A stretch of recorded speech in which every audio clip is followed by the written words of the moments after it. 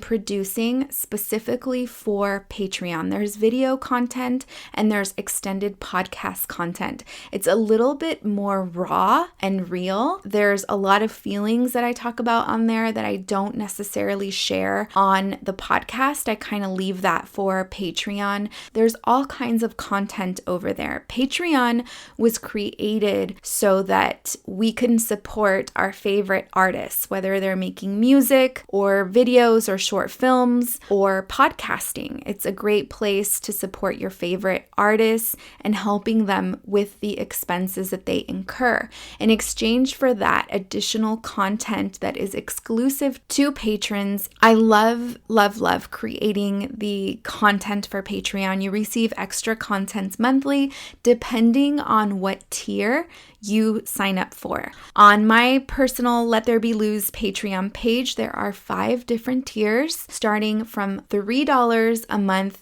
to $188 a month.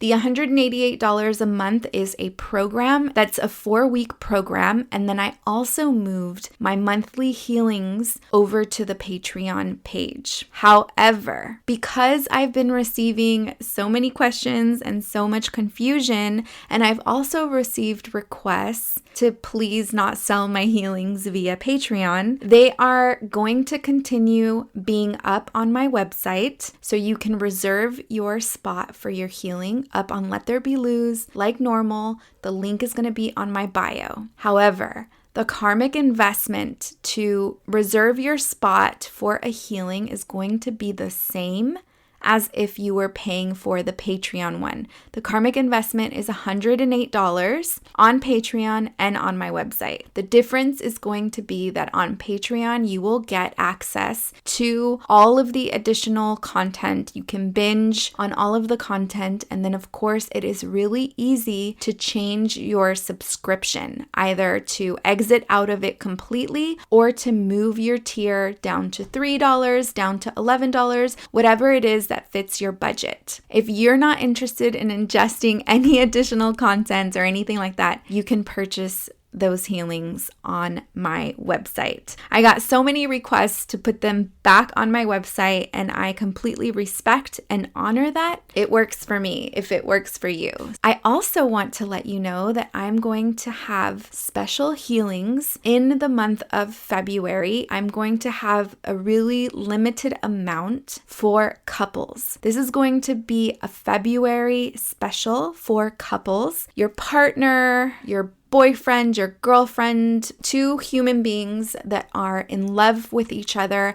and they are working on taking their relationship to another level, a sacred level that includes work together. So I'm going to do the healings on the couples at the very same time as a union. These are still going to be distant healings, so you will be in the comfort of your own home. In addition to the healing, you will also receive an exclusive meditation that I created specifically for you and your partner, as well as a ritual that you will do with your partner prior to your healing with your meditation. The next morning, you will receive notes of what I discovered, what I felt, what I experienced as I worked on you in union. This again is something special that I have been called to work on for the month of February. This is just a couple's special. The karmic investment for this is going to be $188. This you will only be able to purchase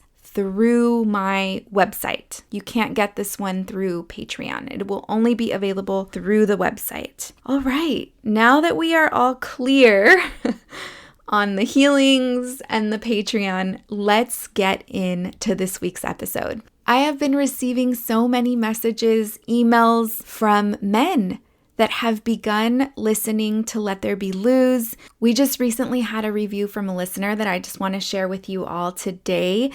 It says he gave us 5 stars. Thank you so much, JCG. Whoever JCG is, I appreciate the love, but what I really appreciate is the space that you are opening up for women. Here's his review. I love this as a man with a pre-adolescent daughter. I recognize in the last 2 years that my close female friends have different valuable energies throughout their moon cycles and can thus be relied on for certain types of wisdom, different lenses on a given problem throughout that cycle. I love this stuff. It's powerful and important. Thanks for letting me listen. I mean, that's freaking awesome. Also, the last couple of months, I've had male listeners reach out asking to invest in healings. So I've been doing a lot of healings for men lately, a lot of emails, and I can't say how much gratitude I have when I see a man giving the space to the sacred feminine divine. Not only are you holding space, but you're also understanding an important part of yourself, because you yourself have sacred feminine divine energy just like I have sacred masculine energy. And so for me personally, this is a topic that is important. As the mother of a boy, I really want him to have free range in exploring his feminine energy, because I know that if I give him free range to explore that, he will then learn how to respect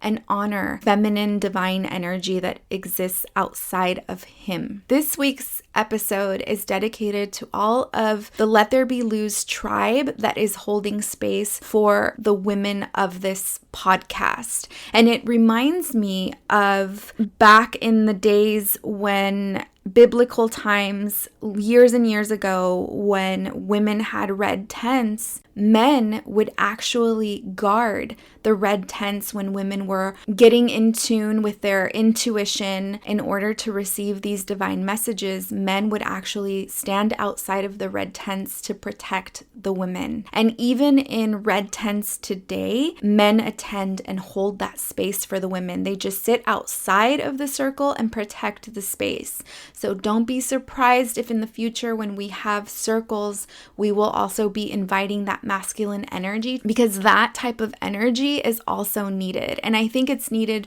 from both of us. Our men need healing too. Partners who may carry more masculine energy and haven't been able to identify necessarily with the feminine energy, they need healing too. I'm so pumped for this episode. Javier Mendoza Fonseca wrote into us, I want to say it was late summer. He had been listening to the podcast. He liked the content, felt compelled to write in. Actually, he feels he was divinely prompted to write in and let me know how he felt about the moon cycle series and, his feelings towards it. And he also wanted to share a short film that he created because he thought I would resonate with it. I watched the film and I freaking loved it. We need more content creators of color. I love the work that Javier is creating, and I feel it in my gut that he has some amazing talent. And so I feel really compelled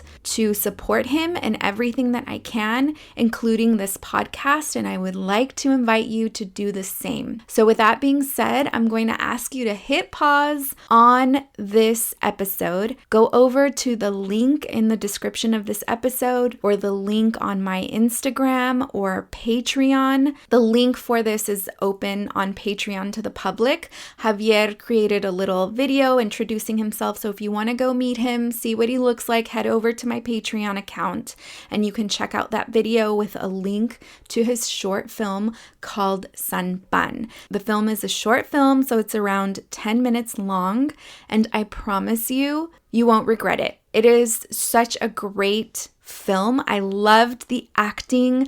I loved the rapping. I loved the spiritual side. I loved the exploring of the psychedelics side. I loved the film. And so I'm opening up space. Head over, watch the film, because we're going to get into the film and there's going to be spoilers. So I don't want to ruin it for you. come back and I'll be here. I'm not going anywhere. So Javier, he knew he was a storyteller, a skill passed down to him by his dad. At night, his mom would read bedtime stories, but his dad would turn off the lights and tell stories out of thin air. Can you imagine growing up with a storyteller like that? I mean, most of our ancestors, that's how our knowledge was passed down, you know? People gathering around a fire and listening to ancestors tell their stories, but it's something that has been lost. And so it really excites me and inspires me to hear that your dad did this, Javier, because maybe I should start doing this for Benny, creating stories out of thin air. I love that. In Javier's first year of college, he took an intro to film course, and his love for stories came full circle through this medium. A first-generation Mexican-American born and raised in San Jose, California, Javier was exposed to the rich and unique culture of the Bay Area. He received his bachelor's in psychology, but he knew he was destined for filmmaking. Psychedelic, comedy, and non-linear films quickly influenced his style, which is clearly exemplified in his first short film, San Pan. As he develops his craft, his mission became clear: to give justice to the stories of the Latinx American experience. Please give a warm welcome to Javier Mendoza Fonseca. Yeah, this is cool. Thanks for having me again. Yeah. I really appreciate it.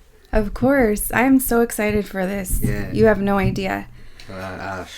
This is surreal. So what I'm going to serve you today on Wasted Warrior, this is our first Wasted Warrior with someone else. So Javier Mendoza. I like that. So you claim all three? Yeah. All three of your names? I'm a mom and dad's son. That's why. So it feels right that way. Yeah. Mendoza Fonseca. I hear you. Yeah. That's dope. So what we're going to drink today is called Moontime Tea. It's from my favorite distributors of home remedies called Casa Papalot here in LA. They're local. One of the founders, she comes from an ancestors of women that heal. So they're herberas. So I just love their product, and every time I can support, I do. We do have a discount code, LBTL, all caps. So if anyone wants to get some Casa Papalot merchandise, head over to their website. So I'm going to serve it up. This is actually a blend that she made for women that are on their moon time. So it has a lot of what our abuelitas, what's that one day called? I don't know. The manzanilla? Sí. yes. Yes. How it carries on. Exactly. Right? We can enjoy some de manzanilla. Sweet. With a lot of other stuff. Not just Yes. manzanilla, but it's a bit hot. We can let it cool down. How long have you been listening to Let There Be Loose? I don't know. I go through podcast tangents. I get stuck on one, then I learn about someone, and then I get stuck on them, and then things we were talking about, with the menstrual cycle, I don't know, it really just had an effect on me. And then everything that you were sharing, it's almost just hard to really word it out, but... Well, I think a lot of what men don't understand is that the menstrual cycle doesn't only affect the women, it also affects the men in the household. So the menstrual cycle dominates the household.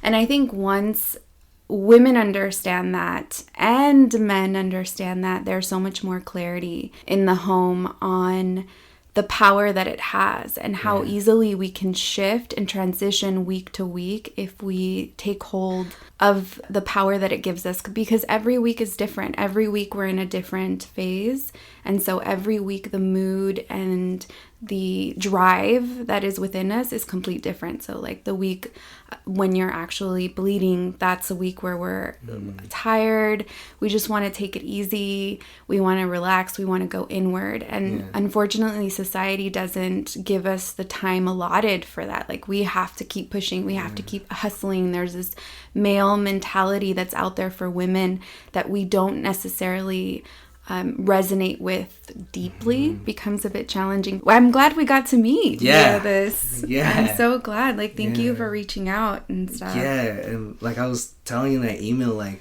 a week or two before that, I was showing the film at this cool event, Film Noir Nights. I came across your your Instagram. Somehow my phone like glitched and it went to your page, clicked on the email tab, and opened a new email. And I was like, well, I gotta send Sampan, and I don't know. I just sent it out, and yeah, so it was just wild when I heard back. I was like, what? I don't know. I didn't have expectations. I just wanted to, send it out. It's not just me that receives the email.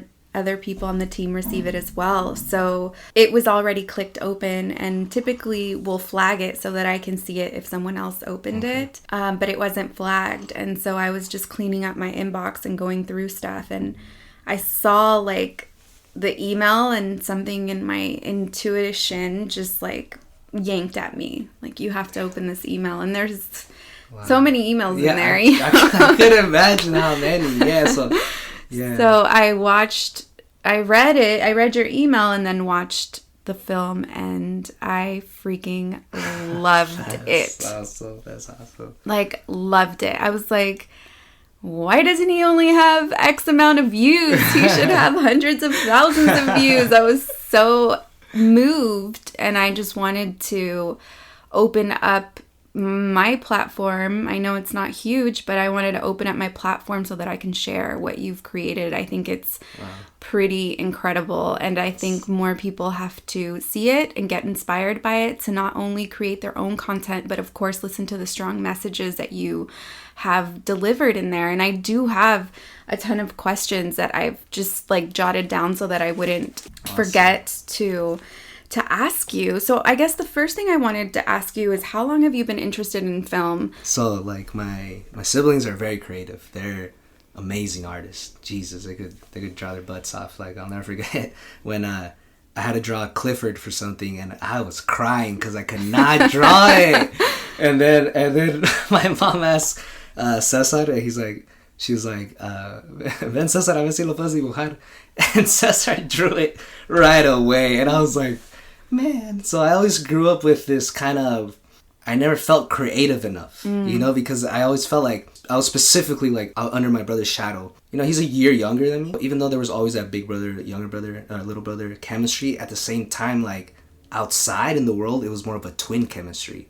Interesting. And my dad wanted us to be cuates, so that's why we were a year apart. Eventually, my sister just also became like amazing at drawing. So I was like, wow, man, like I didn't really feel like an artist. I always just had like really cool like thoughts and like sure. little like phrases, and like I was always the one saying, and I love just telling stories. Like, it was cool because every time I tell a story, my cousins are like okay, hold up, let me sit down. like they know I'm about to deliver something. And like we used to go to this hip hop festival called Pay Dues, right? Yeah, Pay Dues. And my cousins would be like, hey Javi, did you buy your ticket? I was like, nah, I didn't buy the ticket. I bought the story. I always did things for the story. That's like my motto. It's for the story, man, for the story. That's awesome. Senior year of high school, I take a photo class as an elective, and it came very natural to me. Like, it was so like the angles and just all this stuff. Like, I didn't even have to learn about the rule of thirds, Yeah. Like, I don't even know what that is. What is that? It's like, apparently, like, for the human eye, things are in thirds. Yeah. So like something.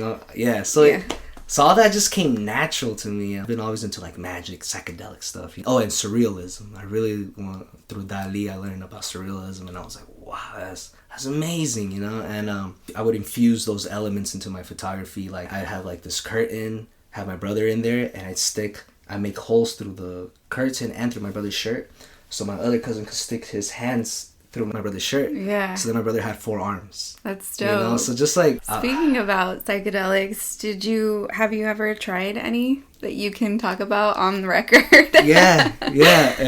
Twice. The first time I did LSD, right? Wow. And it was amazing. It was in Mexico, Isla de Mujeres, with a lover of mine. But at one point, I started going down the rabbit hole. Yeah. And I remember I was in the shower and I started washing my head with the soap, and I kept doing it, and I wouldn't stop. And then I remember the thought crossing my head, like, damn, this is how people go crazy. And as soon as you think that, as soon as that thought crossed my head, snapped out of it. I was Yeah. like, no. Like, Yeah. no, I'm not. No. Yeah, because I feel like when you think that, there's a fork in the road. It's crazy that you pulled yourself out of that. Would you ever do it again? Well, I did something else after that. Right, you said too. So what's the other one? So the second time I was fortunate enough to travel in Europe, and I bought something called LSA, which is like a natural LSD that came from the Amazon. I could be wrong, but I think it has to do with ayahuasca, which would make sense because of what I experienced. Originally, I was going to do something else, but they had ran out of it. So then I did LSA. I started getting nauseous, very nauseous, dizzy, and just strange vibes. And I was in a big city, so we go to the Airbnb, and right there, I was just throwing up for hours and hours. Oh, man. And I had like a toalla on my head, like it was bad, but I was able to power through it because I knew like my heart was racing, but I was like, no, like I'm gonna be okay, like I'm going through this. You know, I also realized I had done it for the wrong reasons too, like a bit recreational when it shouldn't be. Right. And also I did it to get more creative. But it was in that trip when I was sitting in the toilet looking at my shadow, like it wasn't me, it was this figure. And I just remember the thought, all the creativity I'm ever gonna have is already in me. Yes. Like, and that's when I knew I kind of messed with divine powers. Right. I probably shouldn't have. And because after that, I was high for 5 months. Dang. Yeah, and it was such an anxiety-fueled time. Like, some days I would cry, some days I would just pull over on the road, and like I thought I was going crazy. I've never tried. I had times where I'm like, it would be so cool if I did, you know, like DMT or I don't know. But I have this fear of it because I used to smoke a little bit. And I'm so glad that you brought up the apple because I hadn't even thought about that in a long time. But when I used to smoke in college, we would always use an apple. There was this one time where I had a really bad trip off of marijuana. I was in a safe space, but I unlocked something inside and I went on a crazy trip all the way to the freaking hospital. I was hospitalized for 7 days. Whoa. Yeah, it was real. Like some people, when they go through like a nervous breakdown or however you want to call it, they don't recall anything. I recall every single day. I spent time with Jesus. He was black, by the way. I spent time with Galileo. I spent time with so many energies. Testing, 1, 2, 3. Testing. The energies were like, nah, girl, it ain't time for you to talk about this. Yeah. Okay, 1 second. Hold on. Yeah. Testing. Okay, there we go.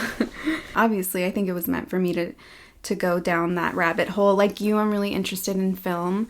Yeah. I'm interested in TV more so now than I was before. Before I couldn't stand TV, but then Breaking Bad happened and I was like, oh my gosh. This is a long movie that I could sit and watch forever and ever, you know? Amazing. It changed my life. So I do have other questions. Let's back up a little bit. Yeah. Is this your first short? Yeah, it is. It's like my first like real short. I had a crew. I wrote a script. I've done little stuff before that, but I wouldn't consider them shorts that I completed. You know, I wrote the scripts, but they never came to life. But yeah, this is the first real one. Yeah, my first real short. Did you have a budget for it, or was it?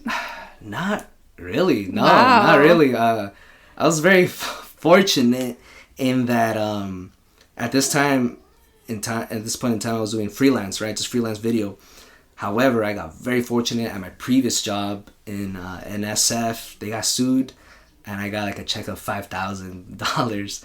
So I was using that to like pay off my taxes. Sure. So luckily, like it paid off my taxes. I still had some money saved up, and I used about like $1,000 for that. And then my brother, big shout out to him. He was so about it that he was always the one like buying food for everyone. That's dope. Paying some of the actors some money, offering. So he went out of his way. Like without him, man, Yeah, that's so cool because I have a short that I wrote too, and I I don't know why I don't do. I don't know why. I have actor friends. I have friends that I have resources that I can pull together, and there's no excuse. So you really motivated me. I wanted to share with you my favorite line in the short. Okay, what is it? It's probably going to surprise you, but I felt it was hella deep, and I felt it's really telling. And I feel like it's the core of the film. It's when Damien tells Julius they're in the car, and he's like, nah, you know, I'm whack. Like, I'm not going to do this freestyle. I'm whack. And Julius says, well, if you're whack,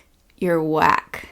Yes. And then turns off the music. And to me, that was so profound because I'm a strong believer of that. Like, if you walk around and say, I'm this, I'm that, then you are, unfortunately.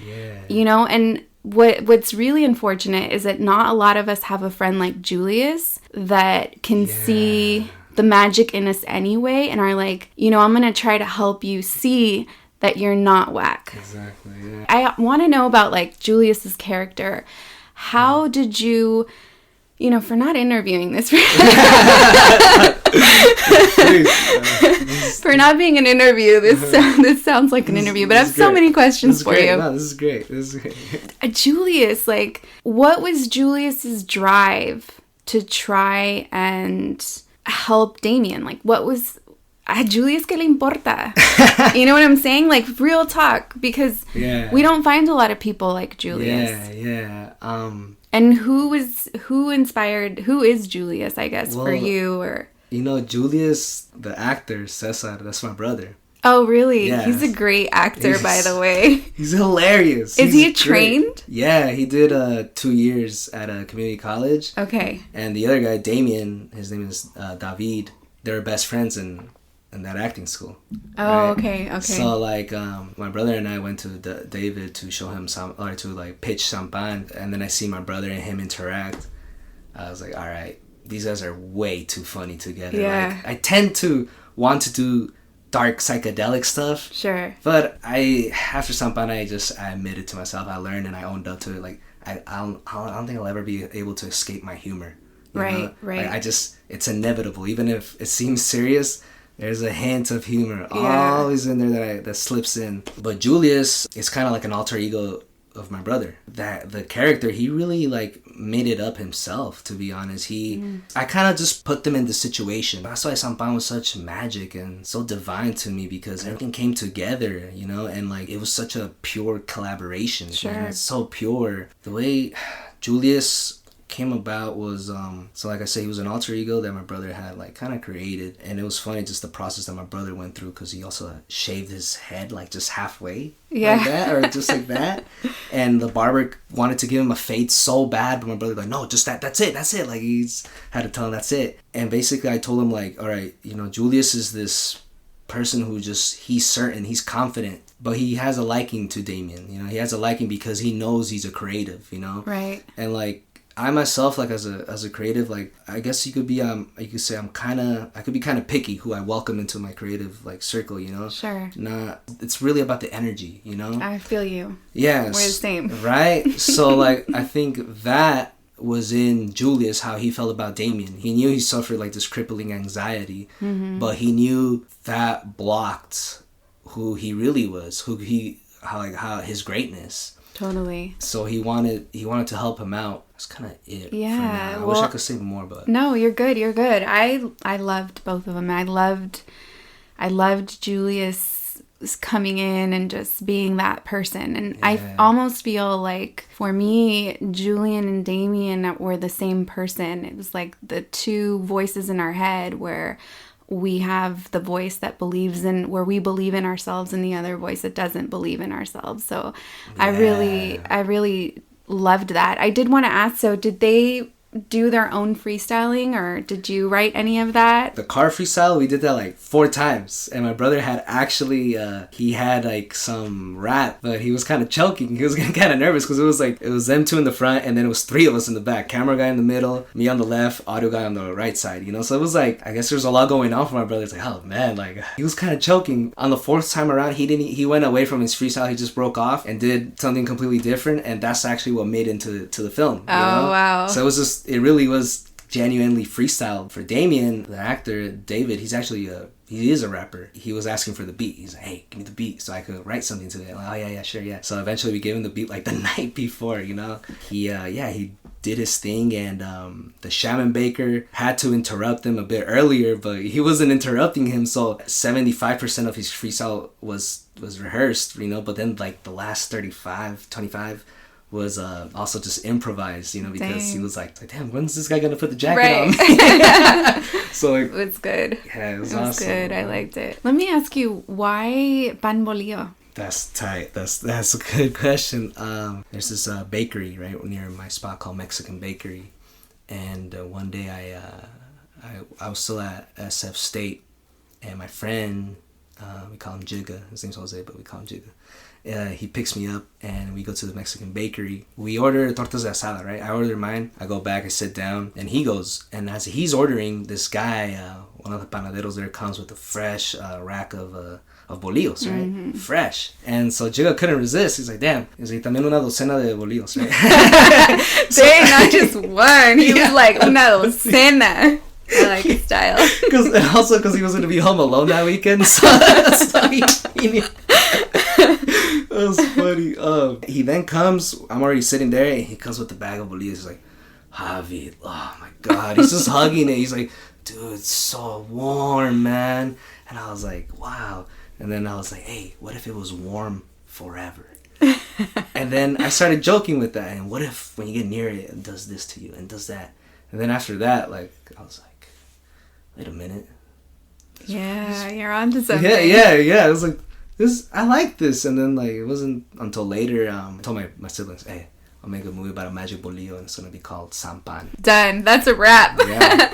I love it. You know what? I loved it so much because it also made me feel like, you mentioned this earlier, all the creative energy you need is inside. And I felt like the pan bolillo was very indicative of that because we grew up eating that as children. It immediately took me back to a memory that I had when I was young. I don't have a lot of memories with my grandmother, but the very few that I have consisted of breaking a fresh pan bolillo and dipping it in hot chocolate. It was so good, and letting it get soggy and just like... Yes. You know, like, yes. Man. So I just felt like it was so profound for me. It was so warm. It was like, I eat bamboo. Like, this is me. This is my magic. This is my gift. And I mean, the whole storyline of breaking through our fears and moving forward and doing it anyway, you know, who cares if you sound whack? Like, just do it. Like, sound whack. You're gonna sound whack. Yes. But you can't sound great without sounding whack first. Exactly. It's just the way it goes. Like, you gotta get through whack to get to great, you know? So 100% with you on that. Yeah, I just really loved it. I mean, really, like, I'm a huge fan. I know that you're gonna, like, do some really dope shit, and don't forget me when you do. If I have you back, if I call you to be back on the podcast. Yes. You know, we've never had a male Wednesday warrior. You're gonna be our very first male Wednesday warrior. It's an honor. This really is. Thank you. Yeah. Thank you. I know. I'm not going to downplay it. I'm well aware. Like, all the podcasts are femme energy, you know. So like a lot of women, and I was just like, I was mind blown when the email came about, and I was like, nah. She probably just means something else, and I was like, oh my God. I'm really aware, and, you know, thanks to my sister, she's learned a lot from her. She's really, you know, educated me, and also just like the importance of spaces, you know, like I learned about, like, you know, sometimes there's some spaces that you need to respect, like don't take up spaces, because people do that, and, you know, we could go on with a lot of examples, but I don't want to, you know, take up space. But so I just come with that, you know, like I just nothing but, like, you know, just respect, and if I'm welcome into the space, and wow. Very welcome into this space. I really loved what you created. I think it's so important for us as brown people, you know. Yeah. It's like, I love what you're doing, and it's needed. We need more creators like you. And so if I can help in any way and share your magic, then that's what I'm gonna do. And just consider me another big sister. I appreciate that. Can I share something with you? Yeah, of course. So I like doing a lot of things in threes, right? Even in the movie itself, like, I didn't do it on purpose. How there's like three main characters in a way, and there's also like three trips. You know, like everything's just comes out in threes. So I've always had this idea of a trippy trilogy, right? Sampan being the first one, even though like Sampan kind of just took on its own life that I might consider. Well, you know, people that I've shown it with want to know more about Damien, Julius, the Shaman Baker. Like, how, you know, what's going on? So I've really entertained the possibility of just going off on a tangent. But still, Sampan serves as the first for this trilogy. So with that being said, I had included a female character, but when we shot it, I didn't like it. It didn't feel right because, and I was quick to find out, because, you know, I didn't do this character justice. Like, you could tell it's a male voice coming through her. And I didn't like that. And in general, I don't like that when I see that in movies. Like, did you guys even put in effort? Did you guys even consult at least with the female writer? Or, you know, so like, it's just, that's like frustrating to me, because it's like, man, this isn't close to life. So I felt that, and I cut it out. I cut out that scene. And it just did the film more justice, and even the female character justice. A pattern came to me for my trilogy. Like, I think I got it. Like, Sampan was male energy, psychedelic. The next one, female energy, psychedelic.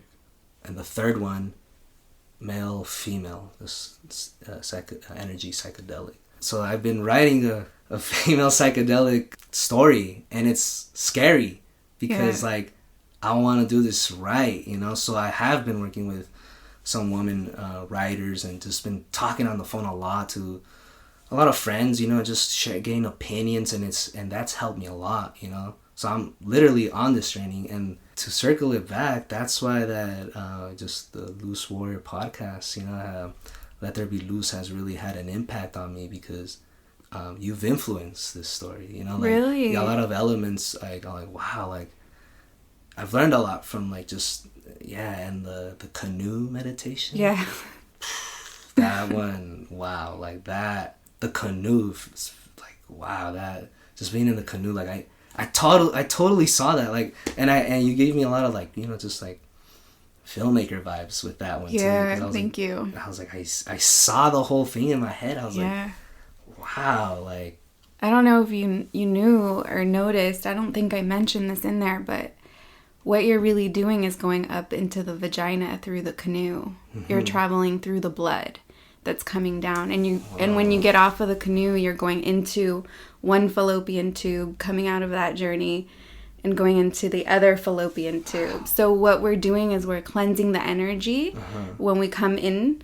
So the waters, the glistening, all of that stuff, and then going in and giving all of your uterus love, and like wrapping it in protection, because sometimes we just need to think positive about certain areas of our body, you know, and give it healing energy and loving energy. It's so important. Touch is important. Like, there's so much science behind this. Yeah. And so that's what that meditation is about. It's really traveling up in the vagina. So wow. I would have never thought. Like, I'm kind of speechless right now. Like, but that's awesome though. Like, damn, see?